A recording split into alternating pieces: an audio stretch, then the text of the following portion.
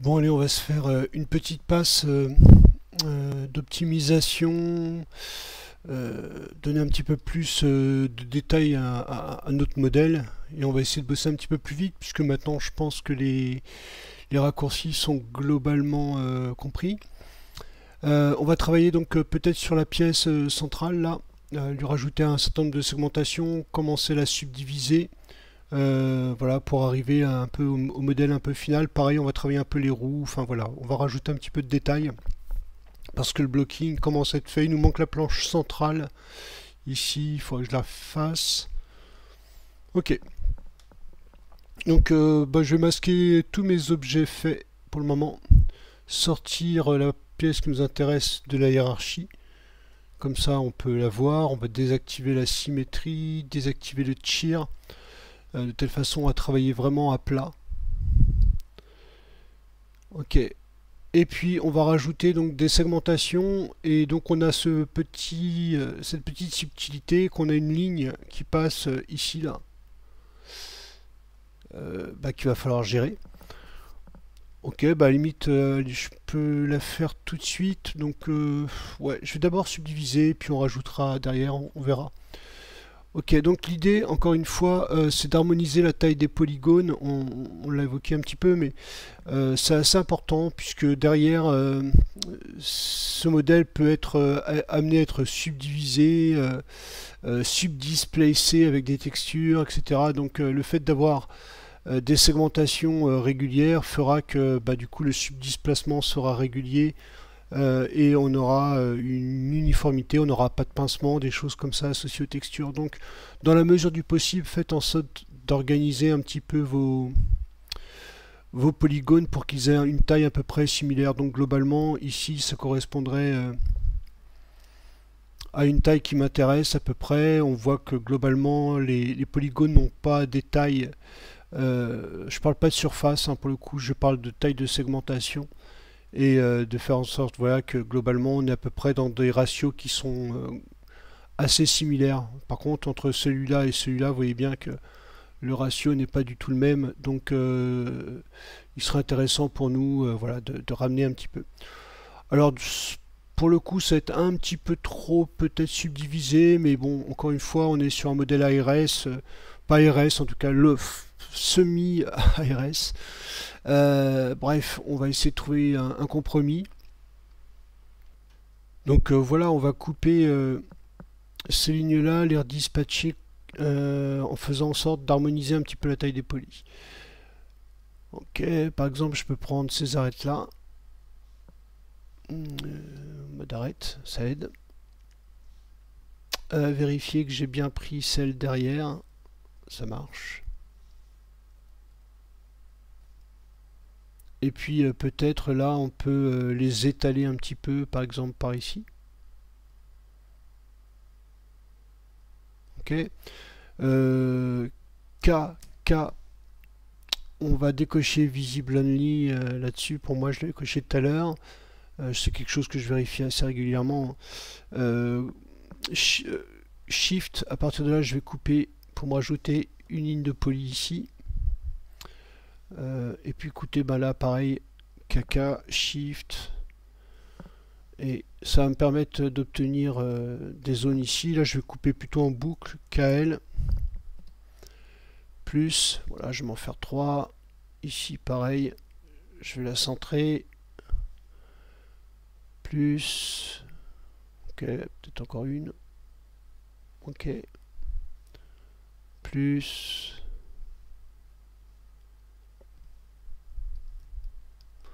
Voilà, je vais faire en sorte la centrer. Je vais juste faire en sorte voilà, que mes polygones soient à peu près la même taille. Ceux-là sont un peu petits par rapport à ceux-là en termes de hauteur. Donc prendre une section d'arêtes, prendre toutes ces arêtes-là. Je vais les descendre pour les mettre à peu près au milieu. Pareil, à mon avis, toutes celles-là, je peux les descendre, les écraser un peu. Les descendre un tout petit peu pour les mettre à peu près au milieu. Voilà, ça peut sembler un maillage un petit peu dense pour ce que c'est. Franchement, c'est pas tout à fait faux. Par contre, l'intérêt, c'est que là, pour le coup, on a vraiment des carrés quasi similaires en termes de taille. Et ça, c'est quelque chose de plutôt pas mal pour toute la partie texture et subdisplacement polygone. Donc juste checker que tout fonctionne bien. Ok, cool. Et donc, on va se rajouter cette fameuse petite coupe là qui passe au centre. Ok, donc K, couper en boucle en appuyant sur Shift. Je vais couper ici, là, et puis remonter à peu près par là. Escape. Donc ça m'a créé des n-gone. Si vous ne les voyez pas, hein, vous allez dans le filter n-gone line. Et je vais faire KK. Et on va tout simplement couper ici. Ce qui fait qu'on n'aura plus d'n-gone, puisque là on a 1, 2, 3, 4 points, 1, 2, 3, 4 points. Idem pour là. Et donc on se retrouve avec les deux matières les deux parties qui nous intéressent. Donc l'idée c'est de les splitter de telle façon à pouvoir isoler et faire nos deux pièces, nos deux parties. Donc je vais récupérer ces polygones là en rectangle sélection, tolérant de sélection, récupérer, je passe en poly, shift ça. Donc ça, ce sera notre partie supérieure. Donc on l'a fait tout à l'heure, mais on va faire un split ici. Donc je la sors de la hiérarchie, hein, donc il y a un bug de la R23 qui fait que si c'est actuellement ça n'a pas été corrigé, hein, donc à la limite je vous le montre. Clic droit, split, vous voyez que la pièce elle apparaît ici, ce qui n'est pas du tout normal, hein, elle devrait rester en lieu et place. Par contre si je sors l'objet provisoirement de la hiérarchie, je le mets au niveau 0 du monde, je fais clic droit, split. Là il n'y a pas de problème, il m'a bien créé la partie splittée. Donc c'est l'objet qui est apparu en dessous qui sera du coup la partie qui nous intéresse. Partie haute, on va appeler ça.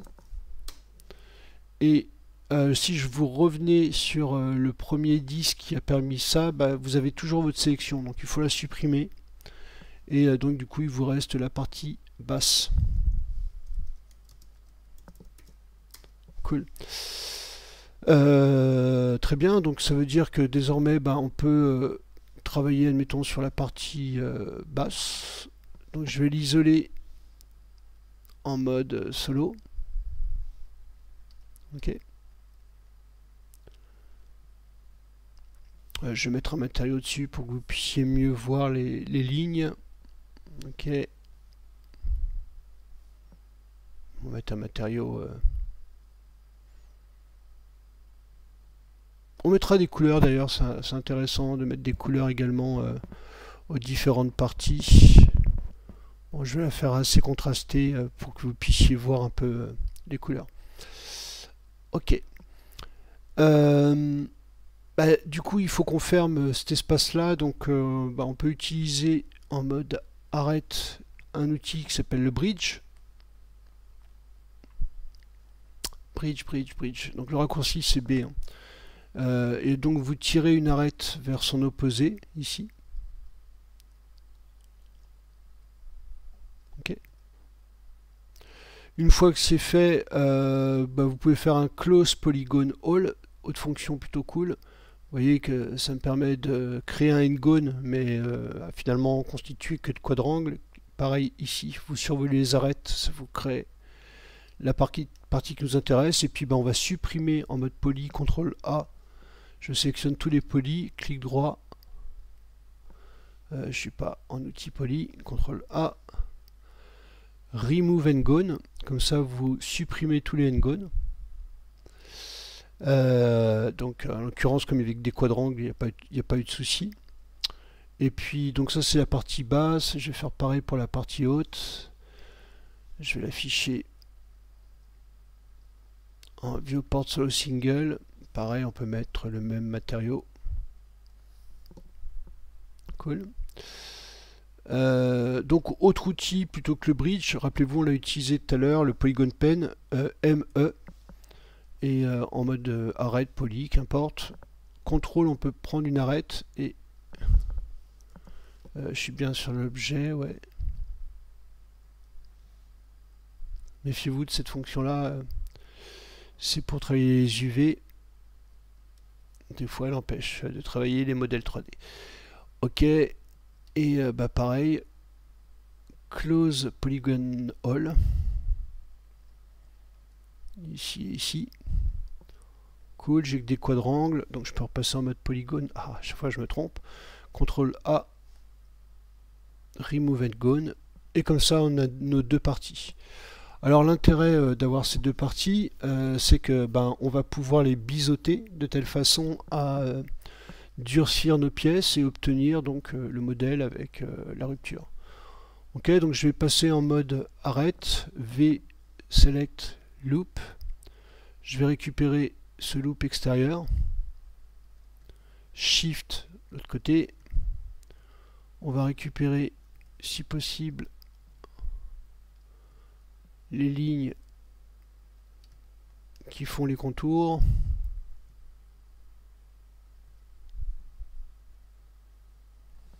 ok, donc là je vais sélectionner celle-là, ces deux-là, celle... ça c'est la partie haute, ok. Là, là, là. Cool. Donc je vous montre en version line. Vous voyez, on vérifie, hein, comme ça permet de tout checker. Nickel. Et ici, je vais me faire un bevel. Clic droit, bevel, MS. Et par contre, je ne vais pas le laisser en bevel mode chamfer, je vais plutôt utiliser le mode solide. L'intérêt, c'est que vous voyez que les angles seront pour le coup non lissés, ils seront droits. Mais avec la subdivision de surface, ça fonctionnera mieux. Ici, ça nous donne un résultat qui est pareil, plutôt cool. Vous allez le voir au niveau du lissage, ça fonctionne mieux que le mode chamfer. Ok, donc écoutez, voilà la première partie haute. Peut-être l'augmenter un petit peu.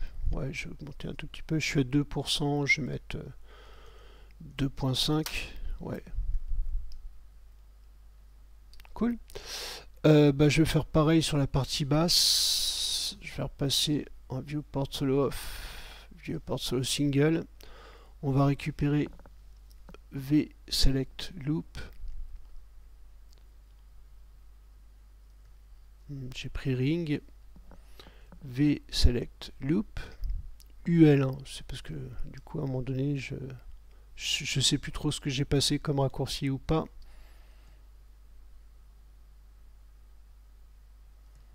Ok, je récupère ça, celle-là. Ok, donc là je passe en sélection classique. Je vais récupérer celle-ci, celle-ci. Voilà, toutes celles qui font un angle à 90 degrés.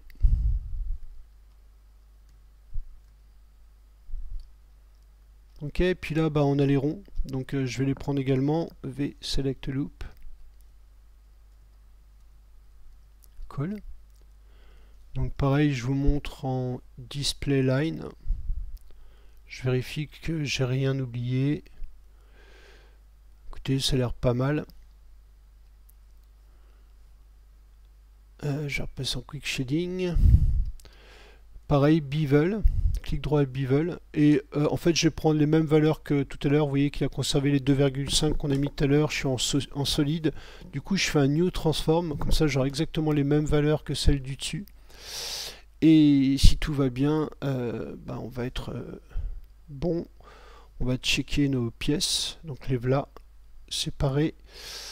Je peux les remettre dans ma hiérarchie puisque maintenant on a réglé notre problème ici. Vérifier, on peut réactiver les shear de telle façon à remettre l'angle et donc d'activer Alt subdivision de surface, le résultat.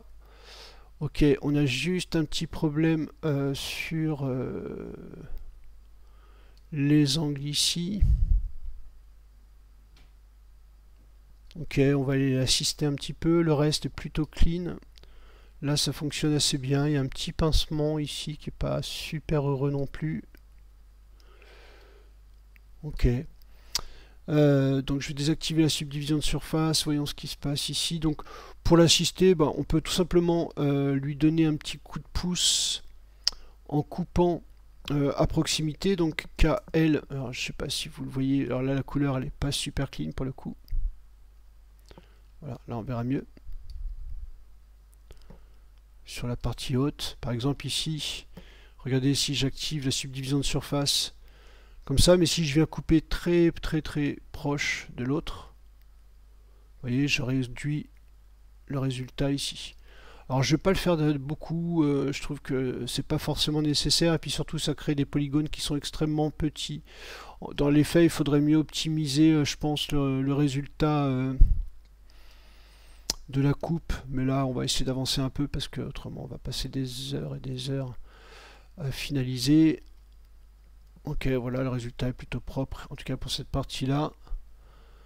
Je vais faire pareil pour la partie basse, je vais couper un peu ici et un peu en dessous. Voilà, ça c'est propre.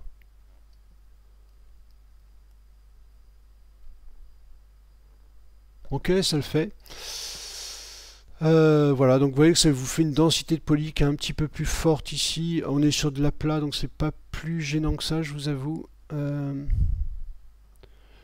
On pourrait réduire quand même la déformation ici associée en rajoutant peut-être une coupe intermédiaire au centre.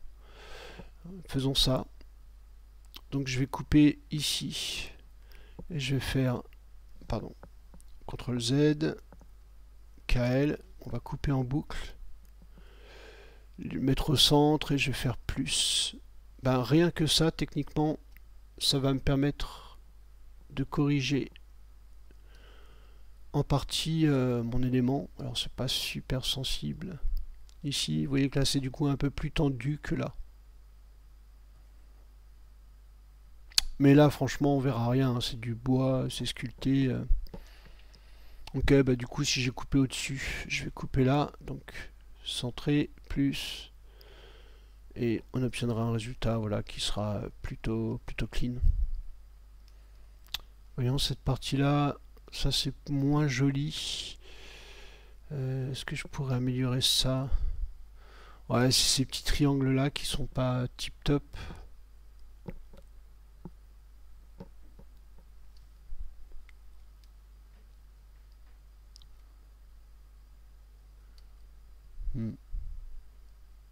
Je vais essayer de couper là, voir ce que ça donne à l'intérieur. Non, c'est pareil. Par contre, si je coupe là, ouais, le problème c'est que ça me rajoute de l'arrondi, donc moyen. Si je coupe là, ouais, c'est mieux. Ok, ça me fait une tension ici qui est pas top, mais bon, à défaut, ça me permet. On est sur du plat, donc la projection ce sera pas plus dérangeant que ça. Je vous avoue un petit peu.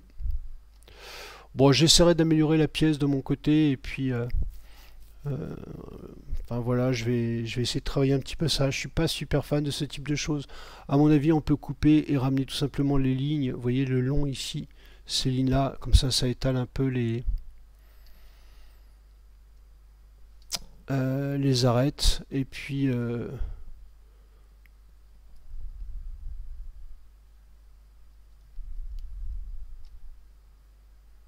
donc V select loop. Je vais récupérer cette arête là, moins cela, et puis tout simplement les décaler à peu près au centre.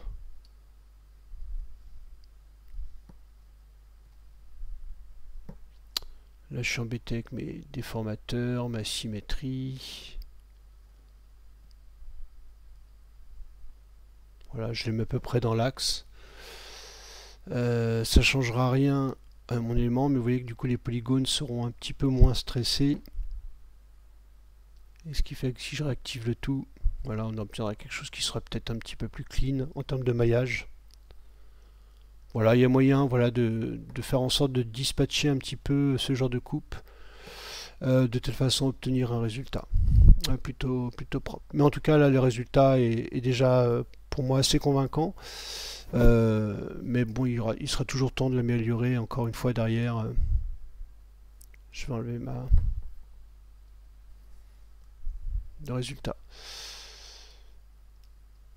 Très bien, je pense qu'il est temps de réorganiser un petit peu